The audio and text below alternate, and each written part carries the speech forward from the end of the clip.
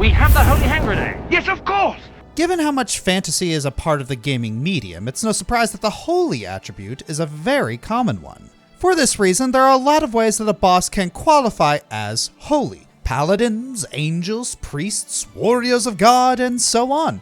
Feelings of sacredness, purity, lawful goodliness, all that stuff. Since holy is a bit more abstract than fire or lightning, we're mostly going to be taking into account how they act in the story. This has consequently made making this list tricky. How can they be both a holy character, but also in opposition to you, the protagonist? Unless you're playing a villain protagonist, usually the way this is reconciled is they're a misguided hero we have to fight against or a religious zealot on a genocidal conquest. As a challenge to ourselves, we're not going to allow God bosses on here. That'd be too easy, and we don't want repeats for when God bosses gets its own list. Anyway, let's get into it. Here are the top 10 holy bosses.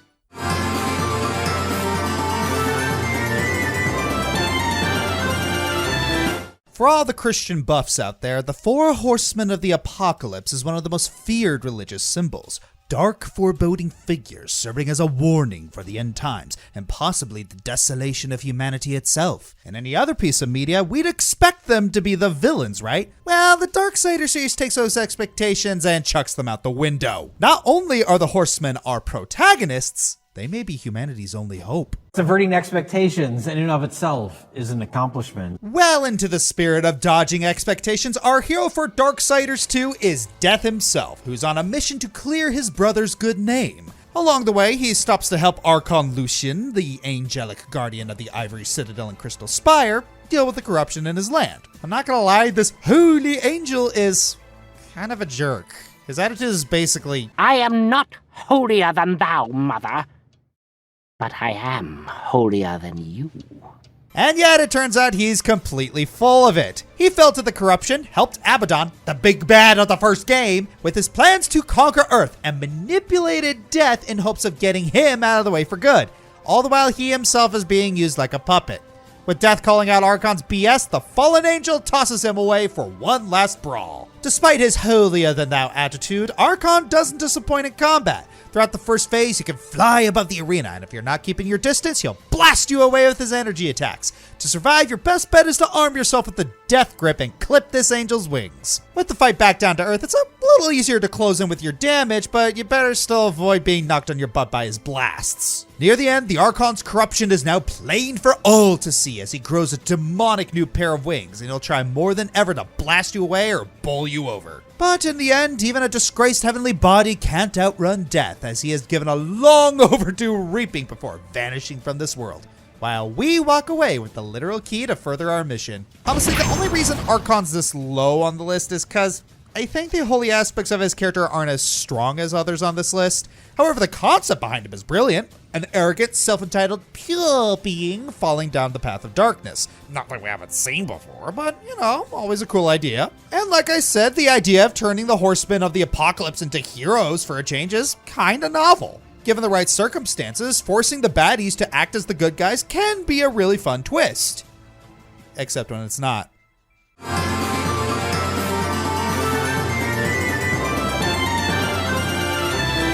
In the world of Bayonetta, the world was once engulfed in a war between the forces of darkness, the Umbra Witches, and the forces of light, the Lumen Sages, one of which was Father Balder. In the present, he's the leader of the Ithaval group. Being the leader of a corporation in a Japanese game, his goal is to resurrect a god, Jubileus. And wouldn't you believe it, he's actually Bayonetta's father, what a shock. Naturally, she has to fight him. I mean, he absorbed Cereza, and when you consider that Cereza is Bayonetta from the past, yeah, Balder is an absolute beast in battle. He's insanely fast, strong, and can even block your infernal demons. One of his attacks has him toss a flippin' skyscraper at you. Wait a minute, where have I seen that before? Overall, it's a fun fight with an epic climax. Can be a bit of a challenge, though. He does have a lot of holy motifs, his appearance borrowing from Lucifer, though, like the Archon, he does lose some points for succumbing to corruption from an outside source rather than his own decisions being taken to a bad extreme. Need complete mea culpa, you know?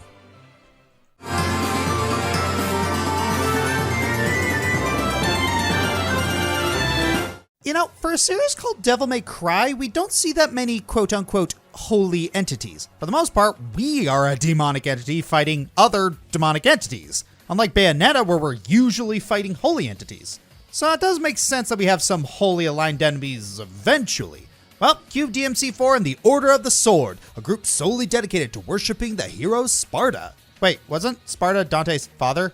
Why are they attacking him? Or vice versa? Well, that's not important. It's the holy entity is actually evil trope. This list wouldn't exist without it. Anyways, for the first half of the game, you are playing as Nero, going after Dante and fighting some of the demons plaguing the land. Eventually, you find out the Order might actually be behind some of the issues plaguing the land, and you head back to the church to confront them and save your girlfriend. Well, too bad Big Bro Credo shows up to stop you, and he might have become something more than human.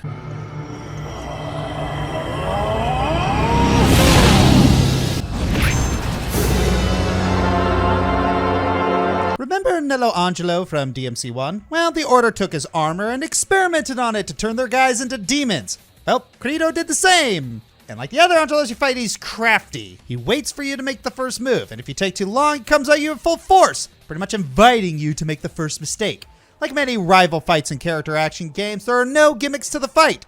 It's just you and the enemy wearing opposite, complementary colors. Credo attacks with the sword combo that you need to wait to finish, a front-facing blast that you can guard, and javelins that you can catch and double trigger, though the timing must be perfect. As Nero is more focused on crowd control, you need to wait for your chance to strike, and well. If you strike wrong, you can guard and counter. The fight is short but satisfying, a proper duel between foster brothers. I will admit the build up to the encounter is weak, so it feels like it comes out of nowhere. We don't see Credo since the beginning cutscene, and all of a sudden he's against us when we meet him again. And of course, once the Order threatens Kyrie, isn't he against us? DMC4 is weird. Scratch that, DMC is weird. Either way, this is a great fight and one of the highlights of the game.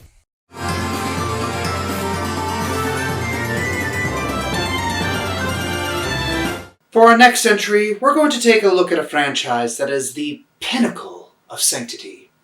The greatest channeling of devoutness in gaming spiritualism. Bomberman. If I told you that a series like Bomberman would have a story about gods and demons and the gray morale over following the divine path, you'd probably think I'm insane. But alas, Bomberman 64, the second attack gave us such a tale. Seriously, who wrote this? Checks out. In this less than traditional title, Bomberman is caught in a crossfire between two halves of an angel fighting each other. One of the halves is Thertoth, a demon who possessed the space pirate Rukefeld. What are these names? Before he can be fully awakened with the power of the elemental stones. The other half is the goddess Mehel, come on, who inhibits Rukefeld's partner Lilith. Okay, finally, something.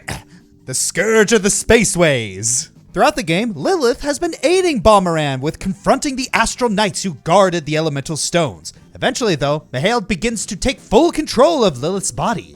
By the time you have all the stones and reach the midpoint of the final level, Mehel reveals her true plan. She had Lilith guide Bomberman around to defeat the Astral Knights so that she could take the stones off of him in the end. Holy crap, we're helping the BBEG! And this is also that she can use its power to merge back with Thertoth as the angel who will reset the universe and undo its wrongdoings. And yes, I know we said no god bosses, but see, Bomberman has a weird way of addressing goddesses and angels. Despite their titles, one acts more like the other and vice versa, and even the name Mehel is derived from Michael.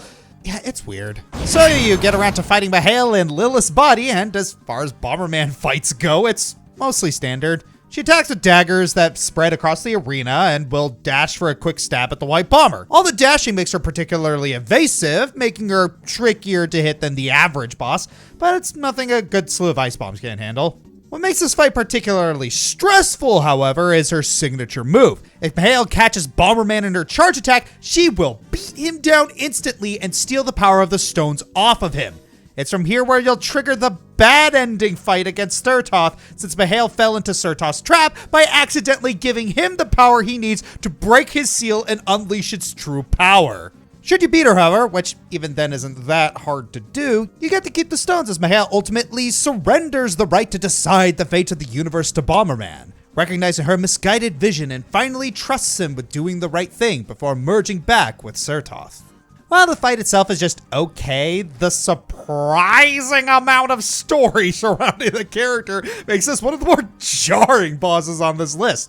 I came here to blow stuff up and beat the evil demon guy. Why am I suddenly being asked to question a goddess, angel, whatever's decision to reset the universe? It's not super in-depth or anything, but it is strangely awesome to have this sort of confrontation in a series that didn't usually delve this much into godhood and holy spirits.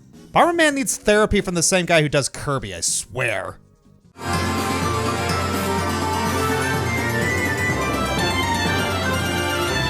In the year 2078, humanity is slowly dying out, and two scientists, Joseph Calvert and his former disgraced pupil, Jenna Anderson, believe they're the only ones who can save it from extinction. However, only I can save humankind.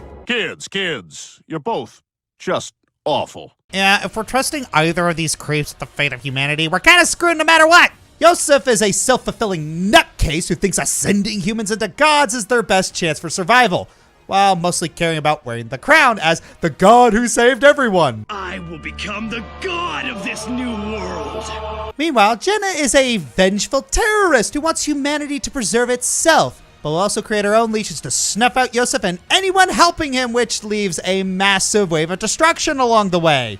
Don't you just love activists who sabotage their own goals? Speaking of, since Jenna threw the first punch, we'll be discussing her fight. But you're already probably wondering, where does the holiness come in? Well, yep, despite being against Joseph's unholy ascension plan, Jenna willingly lets herself mutate into a heavenly chimera in one last-ditch effort to dispose of Joseph. But we, the players, step in to take her down ourselves. Having spent so long with her vengeance-driven thoughts, Jenna is no slouch. She's lightning fast and can summon purple spikes to pierce you from the ground, so look out for those. Binding her with your astral chain, can help for a bit, but once she's down to 50% health, it won't do any good and she'll mutate herself even further and... Hey! Wait a second! Get back here! We're not done fighting yet! Maybe we should just let her go. Because now she's even tougher than before. Now she's got lasers and darts and... Great balls of fire! fireballs! Add to it, she isn't afraid to swoop down on you. Which makes it a little easier to hit her, I'll admit. And because World of 3 demands it, a third phase has Jenna mutating even further into practically a god. Not willingly, mind you, which makes the whole scenario even more messed up. But now she's enormous, floating, and we gotta somehow take her out on her own. With platforms! And she'll try to knock you off the platforms! Oh. Goody. Thankfully, if you can dodge that, it should be okay. Oh, as long as you don't mind being swarmed by your minions! Followed by an attempted vaporizing, spike attacks, and more platforms, and even more fireballs! Cinematography really gives you a sense of how harrowing this fight really is. But if you can survive all her blows and land a few lucky shots on her fists, or from a distance, you can finally slay the unholy beast. Which ultimately results in the player being hijacked by their legion and then attacked by Joseph's Raven Corps, and we're left thinking, oh snap, maybe Jenna was right about Joseph. Yeah, we were screwed either way, but it feels like we took out the lesser of both evils. At least we got a interesting experience out of it.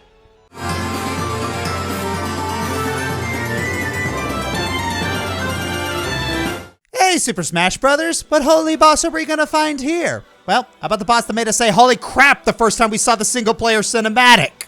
Galima is the name of this Master Hand Kingpin and the main antagonist of the first half of the World of Light. After obliterating the Smash multiverse, it created the World of Light and blocked itself away in the back with a shield. Satisfied with its victory, it rests. Unfortunately for it, the strongest of all video game heroes survived, and this puffball has a knack for destroying world-ending eldritch horrors. And this includes angels. The Galima fight itself is pretty standard affair. Try to attack the core while avoiding its variety of attacks that range from beams to wing drills to time bombs to more beams. And don't let my oversimplification fool you. This fight is tough. Thankfully, there is a second phase too, with stronger beams, and powerful shockwaves that can one-shot you, and the ability to summon shadow clones of other fighters. get it to 0 HP, and you win! Congrats, you beat Smash's story mode, only to realize there's an entire second map. And then you find there's a third.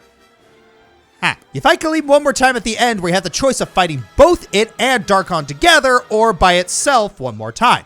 If you do it by itself, the fight is the same. When you fight them together, Darkon can actually affect some of Galima's attacks, and both of their attacks hurt the other. These fights aren't easy, so give it everything you have. Only to remember that Sephiroth just one-shot Galima in this trailer. Oh, I'm sorry. Did I break your concentration? Galima is a fun fight and worthy of Smash Bros. The design itself is wonderful, evoking imagery of Ezekiel-like angels. The biggest issue is that we really don't know anything about it besides what we see, and I don't even know how it fits in the whole Smash Bros. Villains are society arc that Sakurai has done for these games. Either way, it's still a great battle.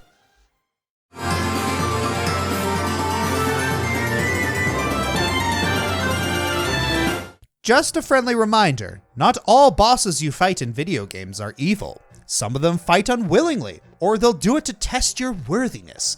This brings us to arguably one of our most challenging and grueling adversaries in all of Hyrule. Monks.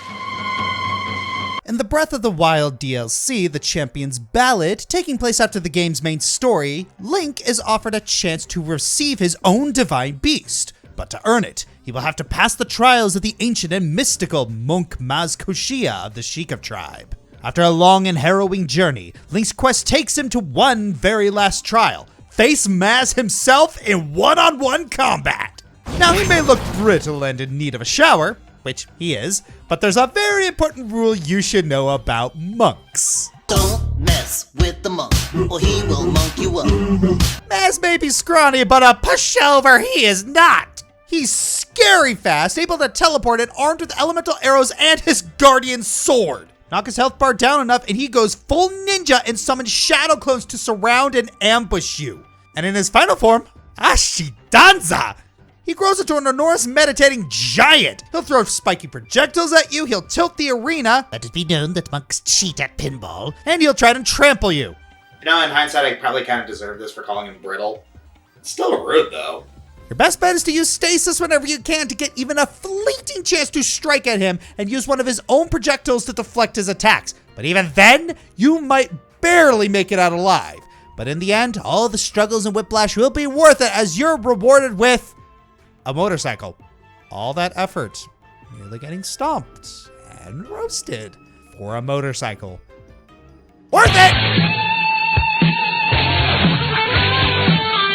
But in all seriousness, Monk Maz Koshia is undeniably one of the hardest bosses in the DLC. But you know what? That's what makes the trials even more rewarding. It's his way of testing you to make sure you truly are the ambitious hero everyone says you are. And it's kind of a neat way to do a holy boss, someone challenging you to be the best you can be through a spiritual quest. It was definitely effective and reminded us all to never underestimate the scrawny but enlightened.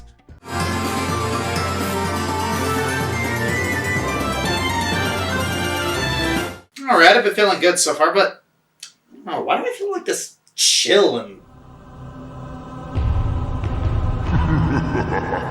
Yeah, that's why. Well, ignoring everything that bringing up a Blizzard property will do in today's day and age. Don't worry, 2022 fails will fix that. Diablo still has a lot of merits when it comes to its storytelling and gameplay.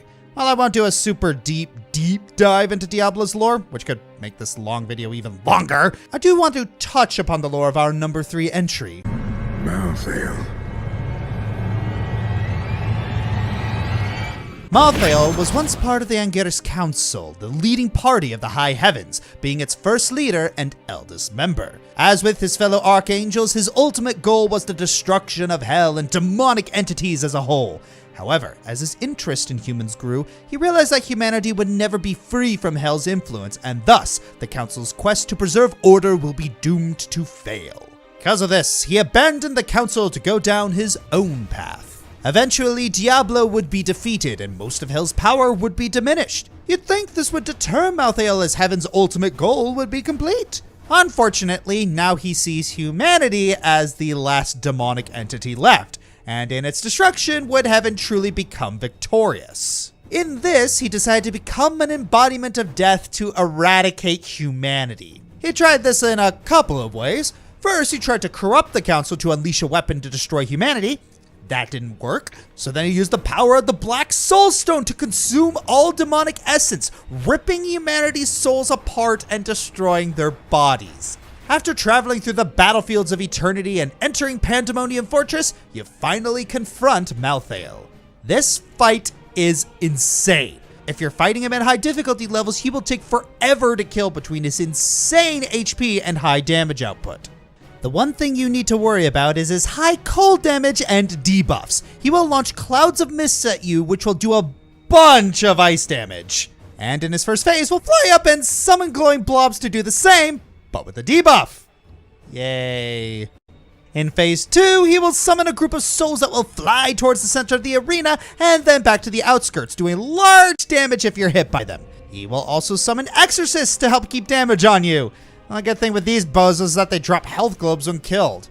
You know that the third phase begins when he shatters the Black Soul Stone and absorbs it into himself. The main attack from here is when he releases a group of red flames around him, and if you're caught in those areas, he will then use 2 lines of projectiles at you that will do a severe amount of damage. Keep it up though, and you will knock out the Reaper of Souls. Oh, that's why they call it that. Malthael is one of the hardest fights on this list because he has high HP and a varied attack pattern. It becomes even more of a survival mission as you try to survive long enough to whittle down his HP pool. Even when you kill him, his plan mostly worked.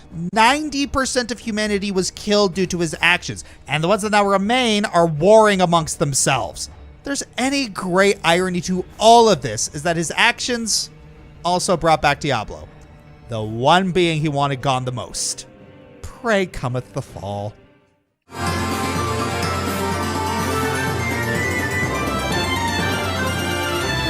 In a series filled with fantastical mythologies, it shouldn't be a surprise that a Fire Emblem boss would find its way here. A lot of the holy bosses in the series tend to be corrupt religious heads, but we do have the occasional truly sacred folks like Seraphim and Sakura in the mix. That said, let's be frank here, who better to take this spot than the Immaculate One herself, Saros, aka Lady Raya. As a character, oh boy, Raya is very complex. Like, if you thought Edelgard was divisive, there are 2 meticulously split sides of the fandom debating whether Raya is good or bad.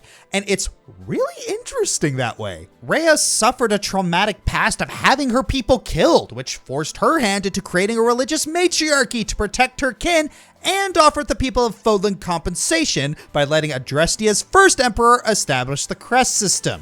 That said, she did do some really questionable things in the process, like executing rebels who tarnish her church, performing strange experiments to bring back her mother Sothis, and her sudden emotional outbursts. Yeah, none of those exactly paint her in a favorable light.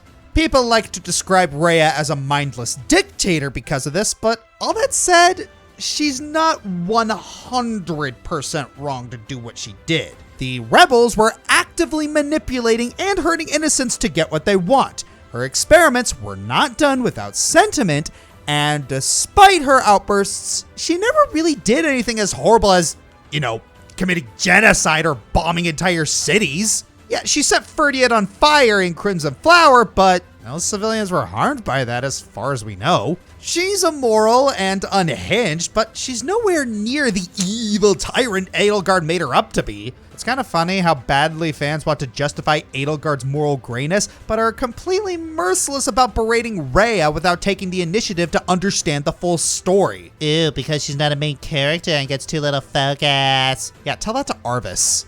Raya has quite a number of boss fights to look into. One of her most notable ones is in the penultimate chapter of Crimson Flower, where she marches into battle as Saros towards the climax. She's a very persistent enemy, coming in with vantage and counterattack skills, allowing her to intercept almost every ally attack cycle. But you can have an easier time against her with a fairly trained Byleth and or Yuritsa.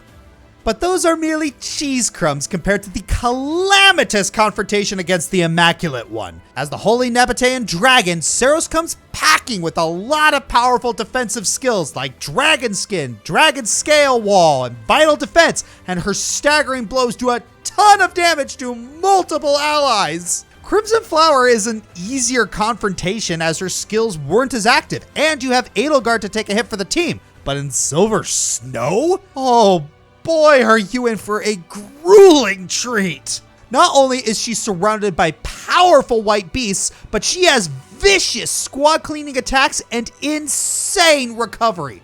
If you're to do any damage to her at all, you best tear her down a health bar every turn, or she's just gonna heal off any damage you do to her. Unless you get rid of all of her barriers. Easier said than done when she's constantly surrounded by walls and pillars blocking you from going around her. Since this is Silver Snow, where you don't have any of the 3 lords with you, you're short of any super strong units to help take a hit and deal back a good amount. So your Ardia better be fully trained and equipped. She's no slouch in 3 Hopes either. You encounter her in Scarlet Blaze, Golden Wildfire, and in Arvel's Paralog. And they're all differently hard. Golden Wildfire comes after an epically long battlefield fight, while in Scarlet Blaze, the battle is in a really confined space. While she does have huge attack telegraphs, they don't help much considering you're in a crowded area facing her enormous AoEs on top of super armor. So yeah, it goes without saying that Seros got all the chops to serve on the table when it comes to her devotion as a paladin to the church she oversees. Whether you feel bad for her or enjoy cutting her down any chance you get, it's hard to deny how tragic her situation is. She's not an aggressor or a tyrant, but she lacks the willpower to make the changes to Fodlan where it really matters due to her desperation to protect Sothis' legacy. But honestly, I think that's the mark of an amazing antagonist. You don't feel too bad for her that you defend every move she makes, but if you take the initiative to try and understand her plight, you know it's no better to demonize her from any goodwill either. She may not really be a mustache-twirling villain, but considering the lack of good antagonists in modern Fire Emblem, I'll take what I can get. Conmaker, Doom Eternal. We spent so much time shooting Hellspawn, now we gotta shoot at Angels. We're gonna mix it up. Uriel, Darksiders 1. Really cool fight, but not as heavy as the Archon. Highness, Kirby Star allies. The Mage Sisters owe him his kindness before he went insane. Good thing Kirby can save him, knowing others don't share the fortune. Sephiran, Fire Emblem Radiant Dawn. He's definitely got the divine presence of a servant of the goddess, though he does seem too mellow to put up a fight of his own. Lamington, Disgaea, Hour of Darkness. Not a bad guy. He ultimately wanted to bring the Underworld and Celestia together. Don't know if I'd agree with the way he did it, though. Gabriel, Ultra Kill. Battle's flashy, but it's stupid short. Dogma, Binding of Isaac. After all the bloody and gory dungeons, we're left facing a biblically accurate angel.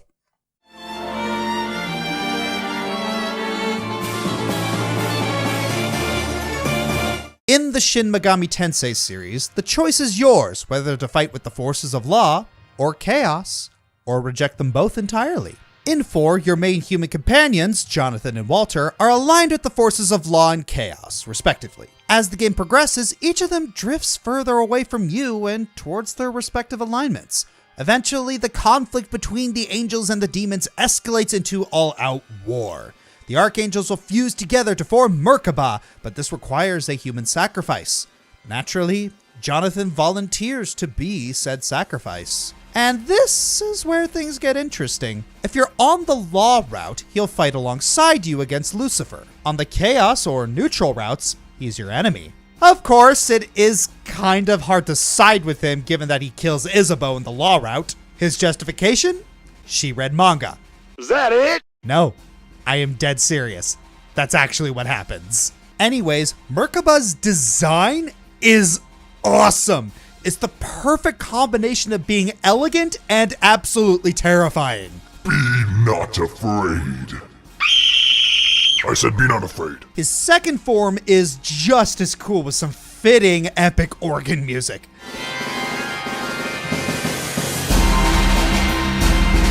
In battle, he's an absolute monster. He can inflict debuffs and use concentrate to enhance his spells.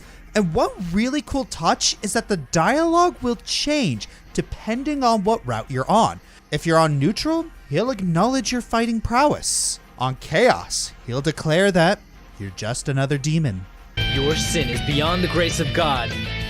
God, I don't want to have anything with him. Merkabah perfectly encapsulates the criteria of the list. The self-righteousness, the heavenly presence, the extremism, it's all here. The fact that you can get multiple perspectives on him really helps him develop beyond just another genocidal angel. While other fights may have better gameplay, Shin Megami Tensei's system feels more effective for the holy theme, almost like a theological debate. Unless you're playing Apocalypse, where it turns out the whole thing was just a scheme by Yahweh to give the humans the illusion of choice. I'm Josh Scorcher, and getting close to the end of the year, and that's giving me ideas. Cut!